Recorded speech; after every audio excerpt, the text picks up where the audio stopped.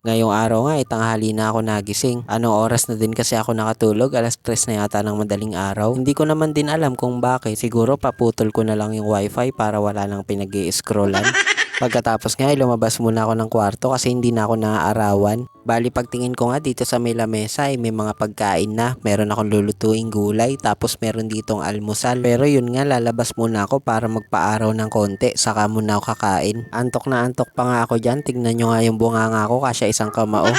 Bali pagkatapos ko nga kumain ay nag-defrost muna ako ng rep kahit puro tubig yung laman. Akalain mo ba naman na mag-yelo pa rin yung maliit na freezer kahit wala namang laman? Pero nagkakaroon naman yan ng laman 3 beses isang araw.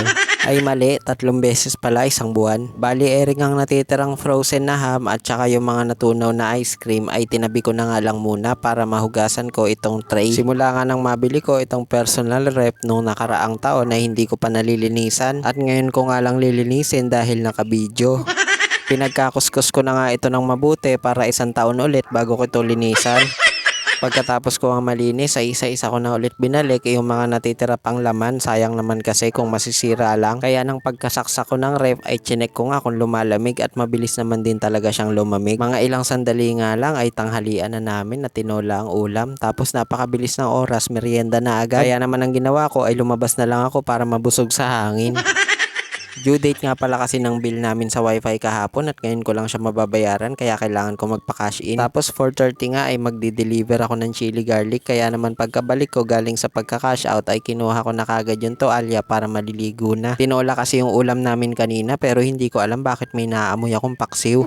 Tapos kinuha ko na nga din itong salamin at pang-ahit kasi nga naman napakabilis tumubo ng balbas at bigote ko. Magmumukha na naman kasi akong isdang hito kapag hindi ko agad to tinabas.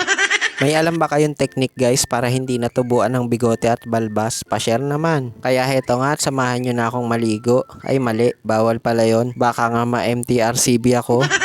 Nakita nyo naman napakabilis ng translation na ginawa ko. Kaya lang pagtingin ko ay hindi ko pala naaahit ang balbas at bigote ko. 4:30 na nga pala ito kaya naman nagchat na ako kay Ma'am Lara. At tinatanong ko nga kung nandun na nga ba siya. Tapos ay nagreply nga siya. Kaya naman dali-dali ko na inayos yung order niya ng 3 chili garlic. Dadalhin ko na nga agad kasi baka madala pa ng iba.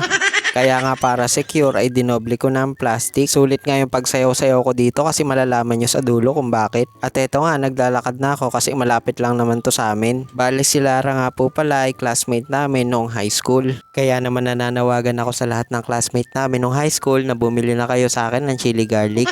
Hindi naman ito sa pilitan pero baka naman.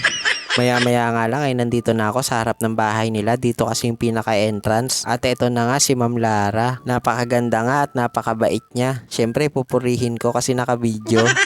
Pupurihin nga natin para umorder ulit.